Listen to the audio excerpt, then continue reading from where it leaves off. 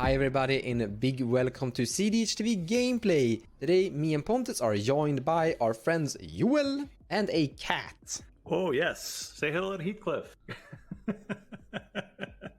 So today I'm not playing Kroxa. I'm playing the new nixilis captive kingpin. However, Moxville haven't been updated yet, so Kroxa is the showcased commander, but the commander I'm gonna put into play is nixilis captive kingpin, and once they've updated and replaced this, I'm gonna replace Kroxa with nixilis, so to say. The deck recipe I haven't really figured out yet, so there's a lot of cards that like could work great. For example, we have Loyal Apprentice that is making 1/1s that could generate a lot of, not Kroxa triggers, but a lot of nixilis triggers. So it's kind of just rinse and repeat. Gonna see how I'm gonna work this deck out to figure out the cards that should go in here and the recipe of the ratio of things that you need, so to say. Currently have 25 artifacts, and I think that might be the count I need for Reckless Fireweaver to do its thing. But Urabrask doesn't like that, so it's like, how do we make this fit and work? But I still think it feels like a really good commander with a lot of potential. Hey again, folks, I'm back with Rona. She is quite fast. I think it's a pretty fast Dimir deck. Presents wins pretty early, and what I decided to do was change a couple things. Primarily, I put in Doomsday to try that because I think with that card draw ability, you may be able to get your deck pretty low. But other than that, it's pretty same as what I played before.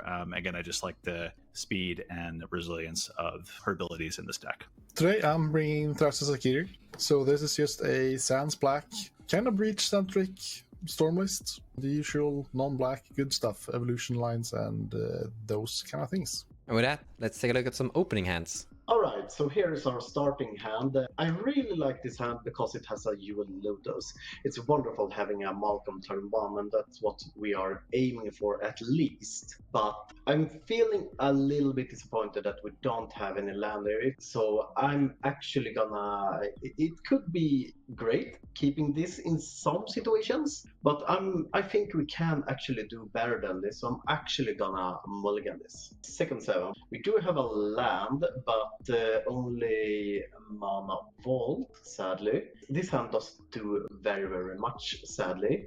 Could have a Malcolme turn 2, but I feel that's not what I want. I want Malcolme preferably turn 1, a mulligan. Definitely have a Malcolme turn 1, which I kinda like with a Dark Ritual. We could have a Necropotence turn 1. I kinda like that idea. So I think we're gonna try it out and see how this goes. I think I will bottom the pack here. Drop the first 7. Well, we need Rhystic Study is fantastic for what we need. We've got Mystical Tutor, Force of Will, we've got some interaction as well. We've got Praetor's Grasp. It might be like a tiny bit slow, but I'm seeing, I think Yule's deck may be a bit faster, kind of in a turbo strategy, so I'm a bit worried about that. But Rhystic, it's hard to ignore. So with this interaction possible, because I may not have to use Mystical Tutor until later, at least turn 2, I'm going to go ahead and keep it. So it might be a regret, but we'll see if it bites me just like this cat you see on my shirt. All right, let's go. So my first 7 is absolutely amazing. We have a Jeweled Lotus and a land, so we have a turn 1 commander. Then we have a Lotus Petal for a turn 1 follow-up, Hope of Gyruper. So on turn 2 we're gonna get a commander trigger from the Hope of Gyruper attack into someone. We also have an Adnos in our hand. There's one big problem with the hand though. If we flip exile something from top of a library with our Hope of Gyruper trigger from the commander together, there's a chance we can't cast it by just having one land.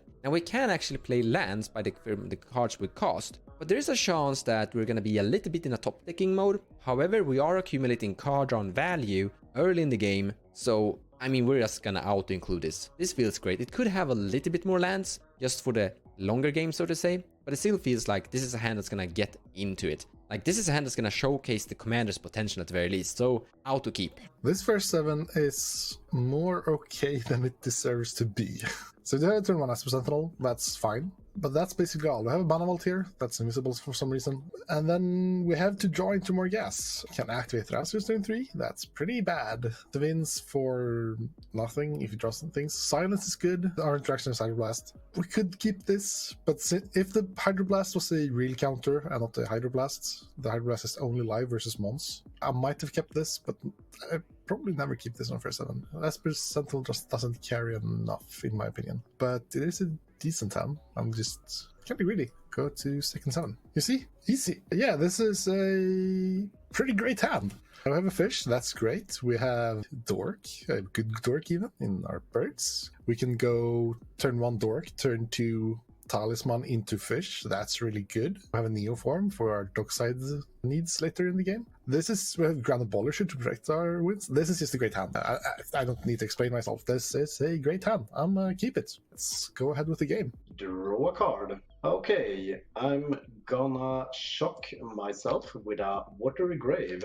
I'm gonna tap this for a Dark Ritual. Spending 3, casting a Necropotence. Wait, that is actually really fun with my commander in play. Yeah, I don't have my commander in play. Go for it. Too bad for you then. Alright, I'm gonna play Chrome Mox as well. I think I'm gonna imprint this Dranif here. And then we are probably gonna pay a bunch of life. Let's make that 20 life. Drawing 20 cards. Or not drawing, they are making into exile. But after that, I'm gonna pass my turn and those cards go to my hand. Okay, so this is the hand we choose to keep. We're discarding a bunch of cards. I'm assuming we probably don't need because we are getting so low, even though we could cast it potential next turn. But I think I would like to keep like this. And we do have a Lightning Tutor and a White Mana up, so we could tutor for something either artistic if we want to go to the, depending on what our opponents do, and we could go a little bit slower. If we need a ramp, we could search for a ramp card, or we could just potentially not cast it. We do have a fish for next turn. We could also decide to go for Malcolme plan. We didn't get any Wingcom pieces like Tassa's Oracle or Demonic Consultation, but we do have a lot of tutors, so let's hope there is no tutor hate or we will be very sad.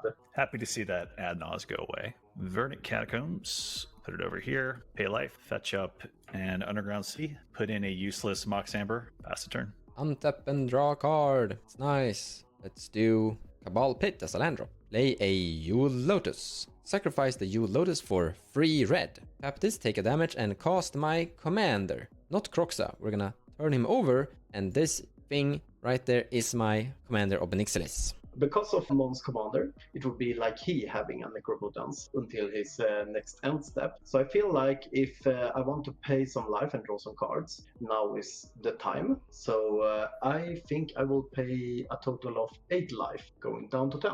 Then passing on of nixilis.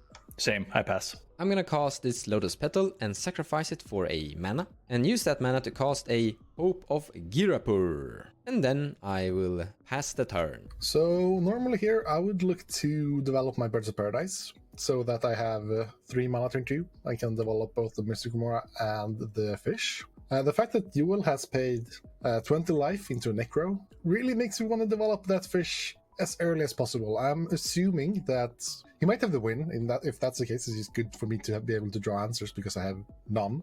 But also, the thing I'm more expecting is for him to develop a lot of mana. I expect him to have 3 to 4 rocks, which would be 3 to 4 card draws for me. Land for turn will be a Tropical Island. I will tap it for blue to cast a Mystic Remora. Tap 1, and I would like to play Enlightening Tutor that I wanted to find that was probably already in exile. I want this Lotus Pendant. Mystic Remora resolves, and I will pass my turn. We are going to go for the win for next turn, I believe. I'm gonna play this Sea of Clouds to cast my own fish. You may draw upon this. Cast this Mana Crypt. You may also draw upon this commander. Play Moxopal. For 2 mana, I'm gonna play this Demonic Tutor. And hold priority, I will also pay 1 life with the Necropotence to put another card in exile. This time, however, this will trigger my commander, so it gains a counter, and I will exile a Witchclaw Talisman into my commander, leaving the cards I've exiled from top of my library right here. without me have a look of the card that was in my exile, I noticed that now when I was searching my deck that both Tainted Pact and Thassa's Oracle was gone, Grand Abolisher instead, else Fierce Guardianship would also be really, really great taking to our hand. Then I will get the cards in Necropotence, an Imperial Seal, a Grim Tutor, a Wishclaw Talisman, and an Opposition Agent. And I pass my turn to you, good sir. Pontus and Mons, I think we kind of have to do like an Avengers Assemble moment. It's going to draw Pontus more cards, but what I'm thinking is if I can get rid of Malcolme. If I don't know if I like Pontus drawing 4 cards though. Like if you destroy Malcolme, I can connect with Hope of Girper and then sacrifice it, which means that he isn't allowed to cast a non-creature spell, so he can't cast Tainted Pact or Consult. So Hope of Girper could literally stop him. But the point where Pontus draws a bunch of cards is a little bit scary too. Like, Pontus has already drawn a few cards. I think there's a chance he has a few counter spells already in his hand, so to say. I guess for threat assessment, I'm more worried about Yule, but are you suggesting that Pontus may be able to interact with Yule? I mean, Pontus should say something about his capabilities here, I think, so to say. But him being silent feels like he does have some interaction. I don't have that much interaction. I think you will win in the 1v1 against me. Knowing that Hope of Girper is out there and we could maybe try to shut down Yule, I'm going to go ahead at your end step and do Mystical Tutor. You can both draw. And I'm going to find a Deadly Relic, actually. All right, take my turn. We will put in this Urza Saga and Underground Sea for Rona. It's kind of interesting, but I think this is the play because it shut down 1 mana with Rona because you have a Mox Amber. So I'm actually considering forcing her, Force of Will, paying 1 life so Mons will have a trigger with his commander. Woohoo! Triggerfish. Also Triggerfish, that is known, so Pontus, you may draw. Exiling Cyclonic Rift. So my commander grows and I exile it. Dockside. That is a big problem. Yeah. Oh dear. Okay, so Force of Will on the stack. Question, I can't see just at the moment. How big is your commander, Mons? My commander is currently a 6 punching creature, so we can punch him down to... He can die to his mana crypt if I punch him in the face, so to say. Well, let's see if you can actually punch him for a straight up 8, right? Because you've got 7 power right now. If you exile... Yeah, I have 7, so if you just exile 2 more? No, 1 more, then he's dead. So if you lose a life somehow, my friend, I punch him harder. All right, let's go right for the nuts. We'll go pay 1 life. Oh, Exile. man, you do not do that. Oh. All right, Force of Will. Oh, no. It's so Targeting your awesome force. how my commander triggers on this Rite of Flame.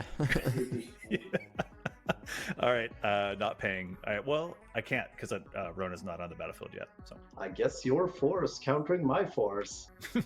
all right, Rona is on the battlefield, or is I guess Yeah, she is. pass to Mons if that's all good. Draw a card for turn. So we have a deal going here that I kind of want to go away from. So I actually just exile Dockside Extortionist. They know about that. And I rather right now punch with my Hope of Girper straight into Pontus. So Pontus can't actually interact during my turn because I have an Adnos in my hand and a Dockside with a land that I can cast with a Pyretic Ritual. Like, we are winning this turn pretty easily if we're able to silence Pontus with Hope of Girper. However, there is a Deadly Relic that we know about that is going to go on Malcolme. If I attack with my Hope of Girper, they know I'm going for the win, and they know, like on Pontus, and they're gonna Deadly Relic my Hope of Girper, so that's a little bit annoying. But sadly, I don't think I have a world where I can get my Hope of Girper to connect to Pontus, annoyingly. But we do have an amazing hand with Jessica's Will and Adnos. I think in the end we have to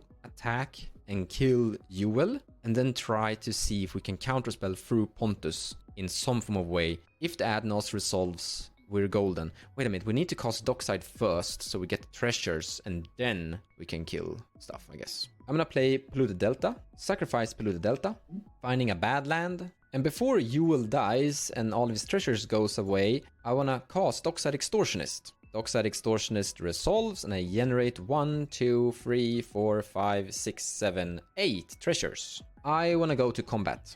If I promise to block his commander and hope only attacking me, so I'm still silenced, could you considering saving your deadly relic? What does it allow you to do? Making me staying in the game because I will take less damage. I will just take 1 damage and be silent. He doesn't go down. He doesn't go down to the crypt lethal, so to say. I kind of like this deal, Rhetoric, because this means that we're not feeding Pontus a card with Deadly Relic. You get to keep your interaction. Yeah, okay, yeah. If you're down with that 2 months, that sounds good. I don't know what's in it for me though. You have a deadly relic to use for later. Okay, all right, sounds good. In that case, I'm attacking you with my commander and my Hope of Gireth at you, Yuel. And I always keep my promises, so I will block your commander with my Malcolme, and I will take that 1 damage from Hope of Gireth order. Malcolme is dead. This will trigger my commander, you take a damage, and I will exile a Daffy Voidwalker. Second main phase, I will use 1 treasure to the Rite of Flame that I exiled previously. You can draw a card, Pontus and Yuel. I'm going to sacrifice my Hope of Girepur so that Yuel aren't allowed, the Tymna Malcolme player, to cast spells until my next turn. So he's only allowed to cast creature spells on his own turn currently. I will use 1 of the red and 2 treasures, floating a red, to cast my Wishclaw Talisman. You can draw a card, everyone can draw a card here. I have a response to your Wishclaw. Force of Negation, the Wishclaw, pitching a Chain of Vapor. That is fine. Wishclaw Talisman is counterspelled and sent to exile because of Force of Negation. Then I will use the last remaining red mana and 2 treasures to cast Jeska's Will. You can both draw cards. No response. Jeska's Will resolves. Pontus currently has 14 cards in his hand, so I'm gaining 14 red mana. And I will exile 1 Fire Covenant, Manifold Key, and a land. I will use 2 of the treasures and 3 red mana to cast an Ad Nauseam, giving card draw to everyone. No response. It resolves, Ad Naus resolves. So, 4. Snuff Out, land, Deflecting Swat, Vamp Tutor, Prosper, Tomb, Bound, Mindstone, Everflowing Chalice, land, Chromox, Heretic Ritual, Conqueror's Flail, Pyroblast, Cabal Ritual, Tainted Pact, Necropotence, Chains of Mistopheles, Praetor's Grasp. So I think I might need the life. I have some expensive cards and I have a Vamp Tutor here, so we're gonna stop and pull these cards to my hand and Ad Naus have it resolved. I'm gonna cast Conqueror's Flail, using a bunch of my 11 red mana. Now if this thing resolves, Pontus isn't allowed to cast any more spells because this is basically a Grand Abolisher. Now, I have a lot of red mana, so I'm actually gonna pay for the fish, because if he accidentally draws into an interaction here, that's just annoying. So we're gonna pay for the fish. We're not paying for Yuel's fish because, like, Yuel is already silenced. It resolves, I will pay 2 mana to connect this to my commander. If he's going to loop Dockside, maybe we get rid of Dockside, actually? Or is it... I think you actually killed the commander here because that's how he pops the Vamp Tutor most likely. I'm not sure. He didn't reveal a way to loop Dockside, so I don't think that's the line. Right. Okay. He still has Deflecting Swat, so we'll just force it out of his hand, though, I guess. Yeah. All right. I'll respond with the equipped trigger, like to Deadly Relic, your commander.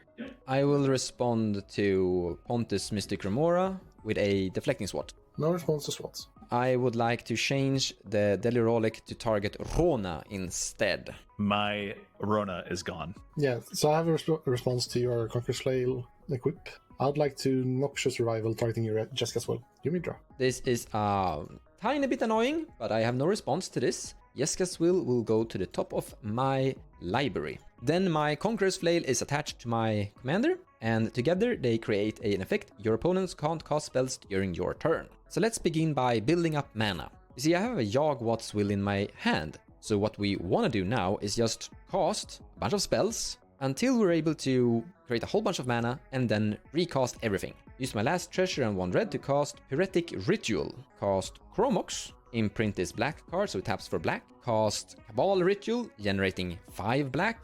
Cast Lightning Bolt, killing my Dockside, sending it to the graveyard for 1 red mana. Casting Tainted Pact. We're gonna dig... That's a Jeska's Will. Should we just take the Jeska's Will? I think we're just gonna take the Jeska's Will. Send Tainted Pact to the graveyard. Cast Jeska's Will, exiling Mana Vault, Mind Stone, Rakdos Signet. And generate 17 red, so I go up to 18 red. I'm gonna cast Prosper, Tomb, Bound, so whenever I cast something from exile, I generate a treasure. So I will cast this Mana Vault from exile, using 1 red mana and generate a treasure. Tap it, cast Manifold Key, generate a treasure, untap it, tap it again. So now we have enough mana. Now we just need to assemble our win, so to say. Yawgmoth's Will. So now I can cast my entire graveyard. Again, cast this Lotus Petal, cast this Fellowar Stone for some colorless. This is yet to generate a treasure. Cast Dockside from grave, generating another 8 treasures. Cast Tainted Pact from the graveyard, exiling until I hit my win con more or less. Digging through the deck. Here,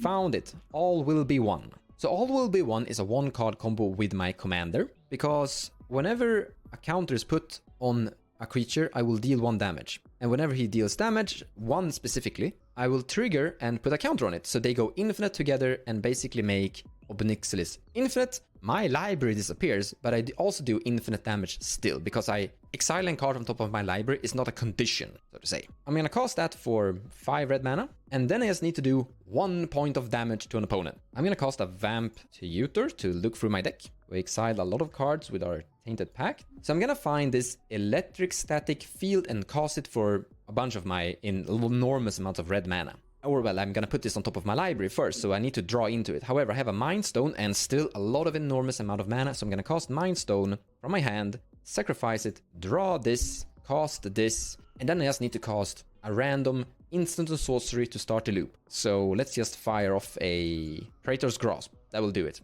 I have enough treasures here to pay for all of it and even more. So now my Electric Static Field will trigger. Do 1 damage to all of my opponents. This is going to trigger my commander, putting a counter on him. This is going to trigger All Will Be One, dealing 1 damage to a target. So I'm gonna target one of my opponents. This will trigger my commander again, and boom, I go infinite damage, and my entire library goes away. But I have a Conqueror's Flail, so even if they have a card that says draw 2 cards, mons, they can't do that. So GG's. I win with infinite damage. Yeah, I've heard about like having those turn 2s can be pretty good sometimes. I should try, maybe next time. If I did know that both Tusk's Oracle and Tainted Pact would be on the top 30, I would definitely gone much deeper with Necropotas. One person's loss is another person's opportunity. So we saw kind of shutting down. You'll potentially help Mons a little bit. So congrats, Mons. I gotta say, I really like this commander. I think that the deck I currently have is a bit of a prototype and needs more tweaking, but this feels like it has a lot of potential.